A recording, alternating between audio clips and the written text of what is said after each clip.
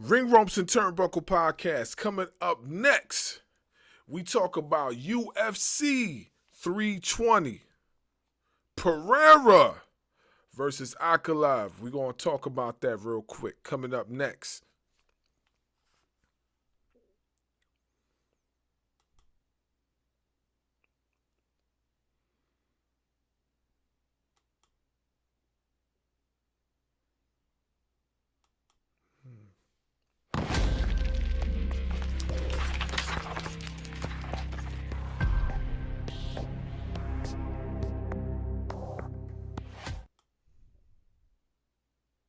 Following podcast scheduled for one fall.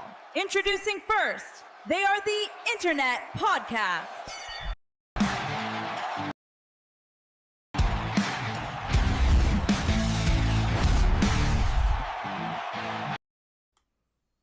We back. Make sure you like, share, subscribe to the channel. Hit the notification bell for more content. Ring Ropes and Turnbuckle podcast. It's your boys, podcast champs of the world. Insightful S. Scott Bars Wrestler Media. And the dynamic Darkwing Salute Dub. Yo. Hey man. Did you or did you not see this fight, man? What was your thoughts? I mean, the fight went too quick for me to have any thoughts.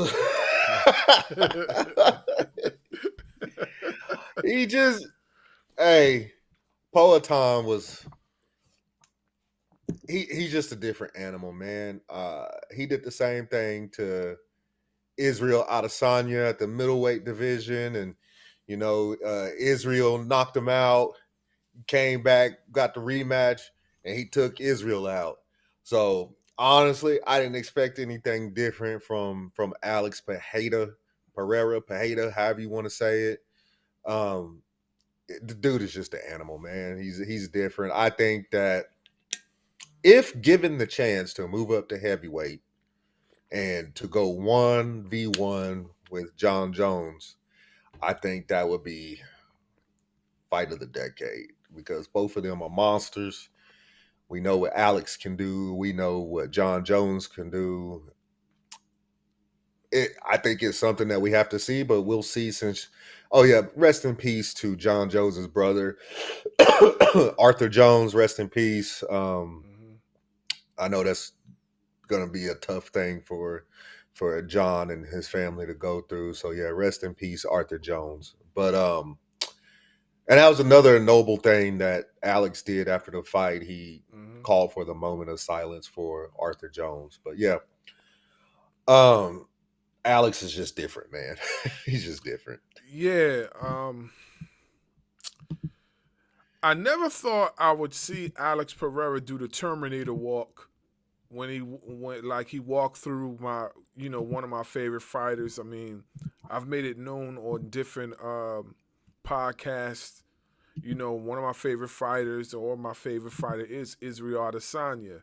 And when he beat Israel in their first altercation in UFC, I was like devastated. I was like, man. I was like, who is this guy? I was pissed. You could ask all my friends. I was like, yo, I was mad, man. I ain't going front. I was mad, yo. And then as time went on, Alex Pereira grew on me as a fighter, because like the more I tried to hate him, the more he just showed that he was like a class act. You feel what I'm saying? Like he really wasn't. Yeah. He really wasn't what people tried to paint him to be. You know what I'm saying? Like this old devilish type of guy and blah, blah, blah. He really wasn't. He's just a noble dude. And I was like, damn, man, like I want to hate this man, but I can't even hate him. And then when him and Izzy fought again, of course, Izzy knocked him out. But even at that time when I wanted to hate him, I couldn't hate him, because like, even though Izzy got his revenge back, and all that other stuff, he still would not go at Izzy's helmet. He just was like, okay, whatever. And then just shrugged it off and went about his business. And then he just went on a rampage that can probably be talked about for ages in MMA history. I mean, he beat the who's who out of every person that you could possibly say that is in the top rankings of his weight class at that time. And then for that part too, the guys that Izzy had problems with, he walked through them too. Like we know Izzy lost against Sean Strickland. He knocked Sean Strickland out. I mean, Easy work. He made Sean Strickland look like he was nothing. And I think, because of, he's just like, he's very hard to read. Very, very hard to read. I mean, those kicks that you try to check, you never see them coming because they're so smooth. You never see them coming. And then his striking is just like second to none. And when he hits you, like you're going night-night. And he can hit you with the most minimum missed punch and he'll still put you to sleep. That's scary. Like I hit you with half power and I'm still knocking you out. That is very scary.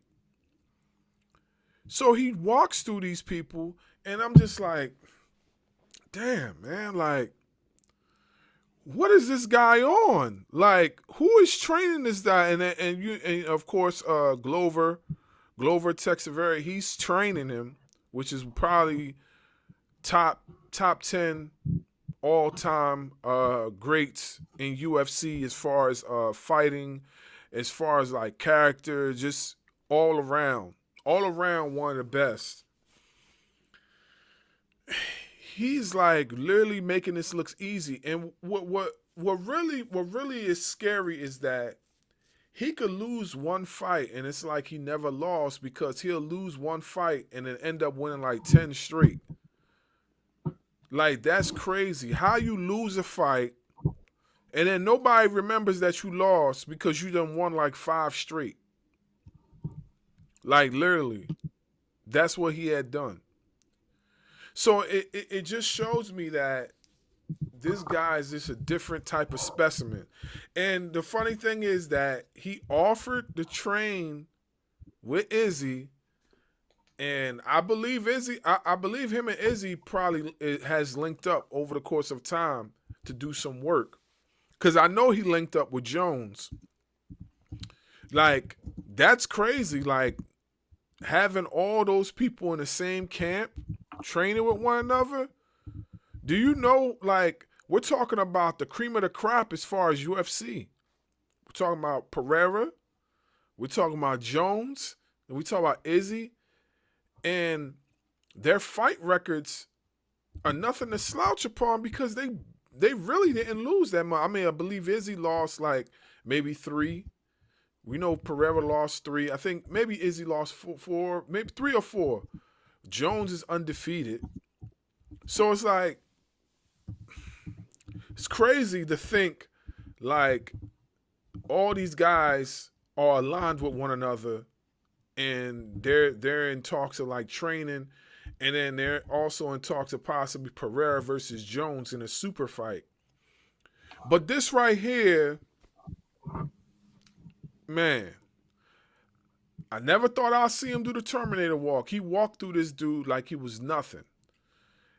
And not for nothing, like I said, Ankalaev is nothing to slouch upon. The guy is he is still top 10 right now, or top 5, however you want to call it, in the light heavyweight division. He is nothing to slouch upon. And I know a lot of people hate him, and things like that, but you cannot deny his ability as far as a fighter. And Alex Pereira made him look like an infant over the weekend. I mean, he literally made him look like an infant. And what's even worse is the fact that he barely got touched. And he got hit. He ate a few punches and it did nothing. You know, Pereira just kept coming. He just kept marching forward. He tagged him a few times. He just kept marching forward.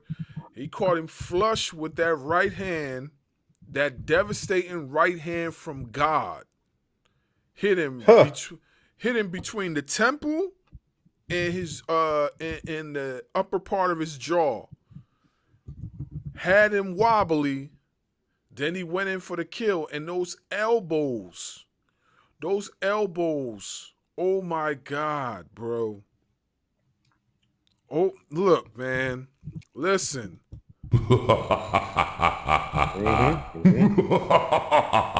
Listen to me. Those elbows were crazy. Like, I was cringing up. I was curling up when he was hitting him with those elbows. And as y'all know, he has a kickboxing background, so elbows is his specialty. I never seen elbows thrown like that before. Man, those elbows were intended to hurt you severely. Bro, the elbows that he threw to the body, oh, that made my ribs hurt. Oh my God. And that last one you see, he woke him up. That last one, like the first few were all up for his like headshots. That last few, he got to the body. He woke him up because he felt it. And if he didn't feel it, while he was getting hit with it at that time, he's going to feel it tomorrow. Because look, man, I'm surprised that he walked away from that. I'm really surprised that he walked away from that. Like, that was one of the craziest stoppages I've ever seen. Because if he had continued that onslaught, I believe, like, yeah, he would have definitely had to go to the emergency room. It would have been, they would have had to throw in a towel. That was rough to watch. That was almost as rough to watch as when he split open Strickland. Remember when he hit Strickland and he split Strickland open? And Strickland was leaking that whole fight. That was almost as devastating as that. You know what I'm saying? So, salute to Poatan. Champa. Salute. Champa. Salute the Champa.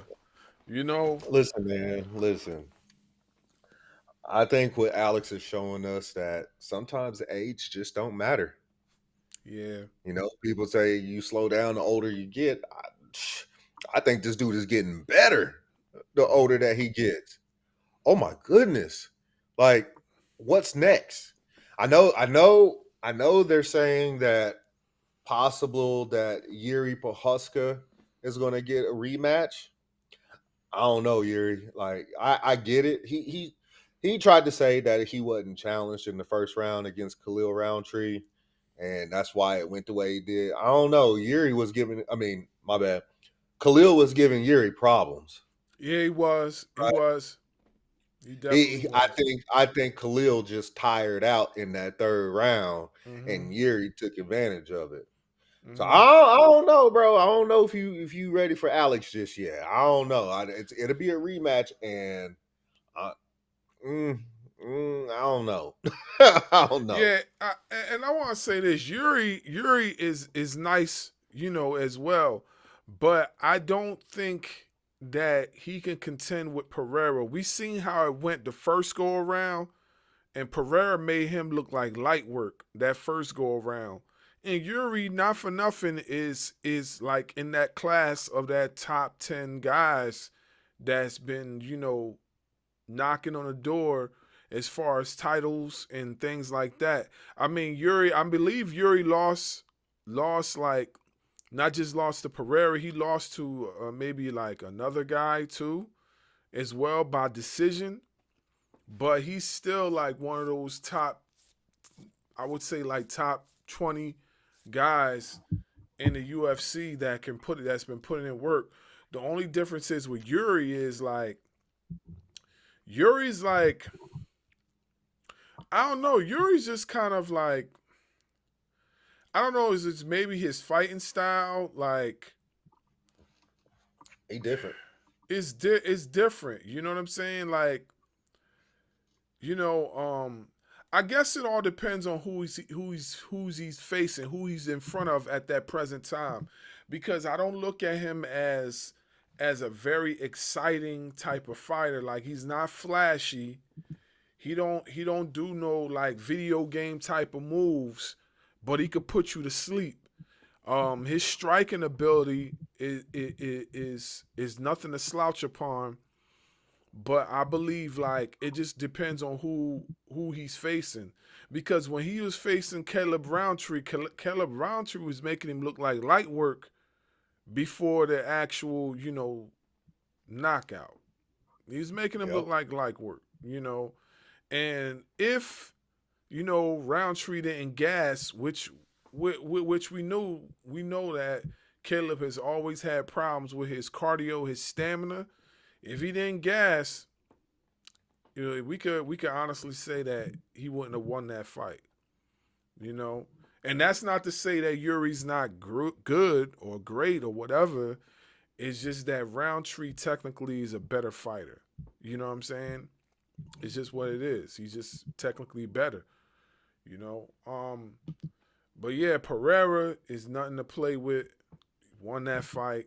Clearly won that fight. Ankalaev's getting some heat at the moment. People are making memes out of him. He did respond by, by talking about his religion.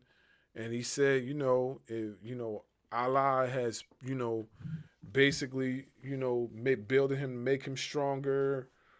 Of course, after the loss and stuff like that, because he is of Muslim faith. And, like I said, man, these new breed fighters are different, man. These guys are different. And a lot of these guys come from different training regimens, different backgrounds, that all they do is fight their whole entire life. And that's how Alex is. Like, Alex came from that K1 background, and he already had the striking down pat, already had the boxing down pat. And he came in lighting people up right away. One of the fastest rising stars in UFC history. He beat like 5 guys right off the back and got a title shot and won the title his first title shot. He won. And nobody could take the title from him for a minute. For a very long time, nobody could take the title from him until Izzy fought him again. And like I said, he barely gets hurt. Like, do you really, you look at this guy, do you be seeing scratches on him when he fights after his fight? Like, even when he get knocked out, he don't even really seem hurt. He don't even show expressions on his face. He's definitely the Terminator, bro. Like, he don't express no type of like hurt or anything like that, which is crazy. So it like makes him hard to read. Like, you can't read somebody like that. If you hit somebody, you want to know that you hurt them. you hitting Alex Pereira, it's like you hitting a brick wall. Like, you might have chipped him, but he don't show no emotion. You know what I mean? Like, that's why it was such a surprise when Izzy hit him and put him down, because like he ain't show no emotion that he was hurt. you had to see him. He had to get the what you call it. He had to get the noodly legs. He had to get the baby llama, out the womb type of legs for you to know that, oh yeah, I got him. You know what I'm saying? Like, no one knew. Bro, Man. I knew that Ankalaev was in trouble by the way that Poatan was looking at him. Like, his eyes never left Ankalaev. Never left. Straight laced. Like you couldn't tell if he was excited for the fight. You couldn't tell if he was nervous for the fight. You couldn't tell anything. Yeah. On Alex. Like, I was like, as soon as I saw that right before the fight started, I'm like, Alex getting that belt back. And that's exactly what he did. 2-time light heavyweight champion. 2-time light heavyweight champion. I believe he's a one-time middleweight champion as well. He's a 2-time middleweight.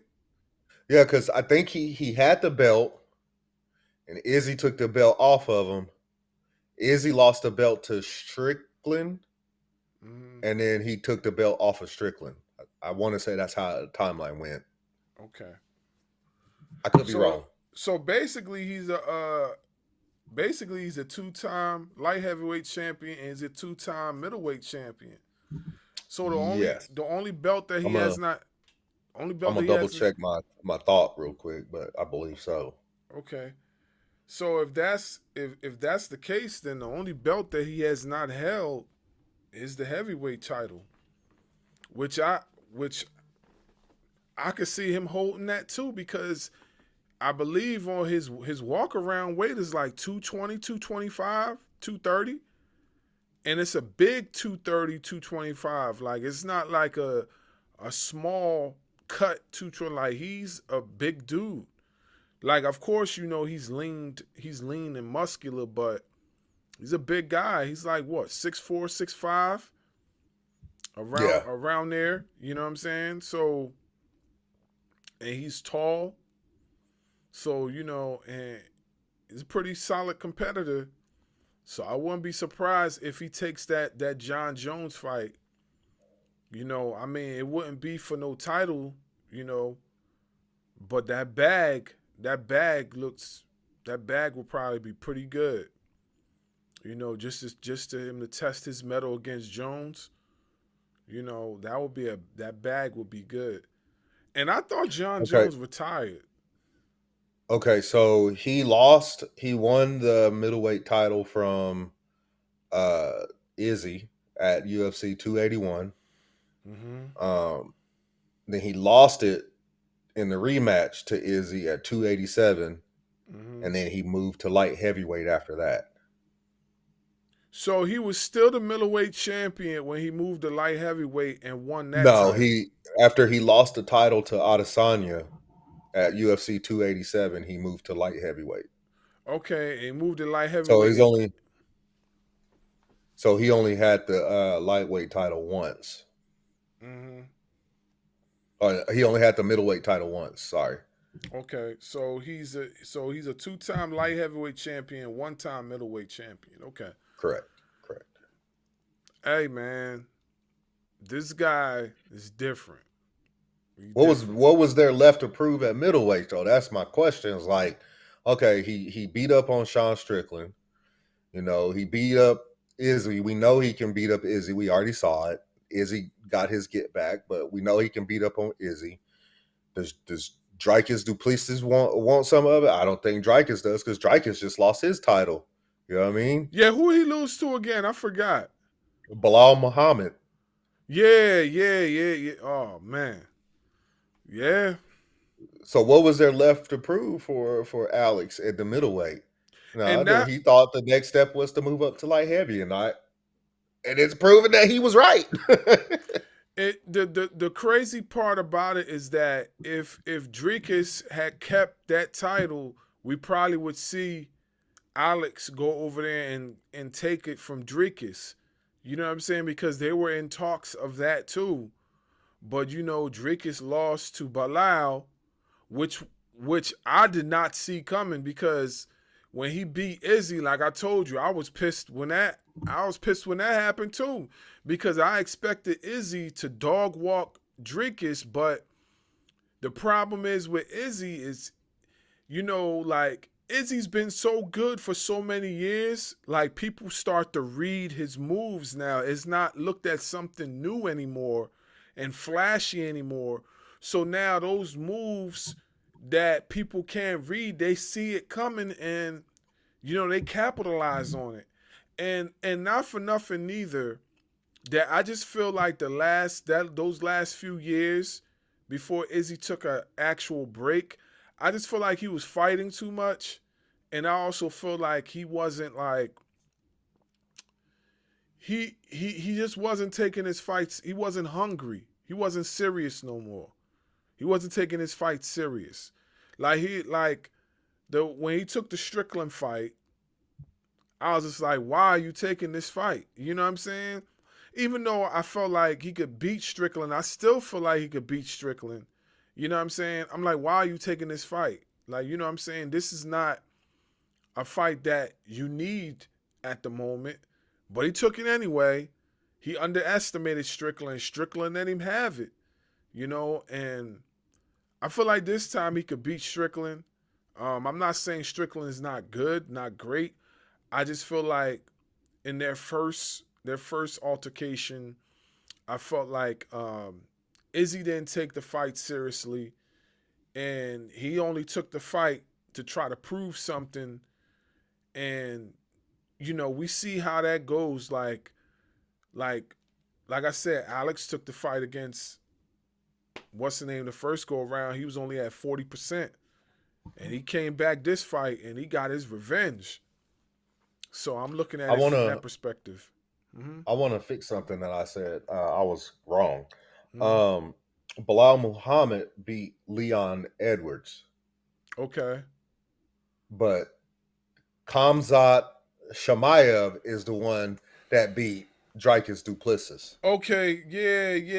Because you're right. Hamzat, the one that I'm trying to remember. Did he knock Duplessis out, right? Did he knock him out, I want to say he won submitted by unanimous decision, but let me double check that. Or did he submit him? I'm trying to remember. Because when you said Bilal, I actually was thinking Hamzat, because I kept seeing Hamzat's face, but I didn't correct myself.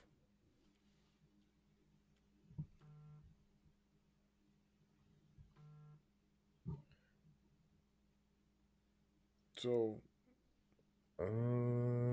yeah, it was a unanimous decision. Okay. I thought he had knocked him out or something, but yeah, man, it the fighting class, now is different. I think if Alex Pereira fights Du Plessis, which I don't see that fight happening now, but even if it was, yeah, he's beaten. This guy's different. I mean, you could say like you're gonna take him to the ground or whatever, but his takedown defense is like top notch. Like have we ever seen him being taken down? We've seen him taken down. He got right back up. So I'm just saying, like, if you take him to the ground, he has defense for you now. And that's a lot of that is because of Glover. Glover is like top 5, guys when it comes to groundwork. You know what I'm saying? Mm-hmm. Like, if you training with him, guarantee you're going to learn how to defend on the ground. You're probably going to learn how to knock out somebody from the ground while you're on your back. So, yeah, man. Yep. Just, I don't know, man. I think the next step for Alex is if he wants to fight Yuri again, fight Yuri again. If John Jones decides that he's not retired and wants that super fight with Alex, that'll be one for the ages. That'll be one for the ages. Yeah, I definitely think he wants that super fight. I ain't even going front. I definitely think he wants that super fight. He wants that bag, man. Jones wants that bag. I don't even think it's about him winning titles anymore because he basically did all he could do in mixed martial arts. I just think it's about the money and competition aspect for Jones. You know what I mean? But who knows? Who knows? Yeah. All I know is I don't see Alex going back down to middleweight. There's no point in it. He has nothing left to prove unless he just wants the challenge of going against Shamaev. I mean, if that's the case, then cool. If not, then either stay at light heavyweight and just dominate light heavyweight or move up to heavyweight. That's the only two moves I can really see him making. Maybe give Yuri another shot at the belt. But who knows? Who knows? All I know is that I wouldn't want to be that guy to sign a contract and get in the octagon with him. That's not me. No, sir. Definitely wouldn't be a fan of doing that. That's for sure. Mm-mm. Not at the fighting win streak that he's on. Nah, not a good idea. Yeah. Any closing thoughts? Alex right now is in a league of his own, man. He's in a league of his own. He reminds me of a lot of when Anderson Silva was just terrorizing the middleweight division of UFC. And then he went up and beat Forrest Whitaker. Not my bad. That's an actor. Woo, Lord. Forrest Griffin. Mm-hmm. He went up and beat Forrest Griffin. Mm-hmm. So, and then he beat Stephan Bonner, all at a higher weight class. So he reminds me a lot of what Anderson Silva did. I just think that Poatan is just more destructive than Anderson Silva was. Mm-hmm. Anderson Silva was more flashy. Poatan, he's just going to devastate you. Mm-hmm. But Alex is just on a different level. I don't know who's going to be the next person to knock him off, if there is one right now. Mm-hmm. It'd be exciting to see. But right now, it's just nobody's touching Alex. Mm-hmm. Yeah, definitely. That's how I feel too. Like nobody's touching him. I don't think nobody's going to touch him for a very long time. You know, he's just a different breed of fighter. You know, different breed. Anyway, we'll be back with another one. It's your boys, Ring Ropes and Turnbuckle Podcast. Sayonara.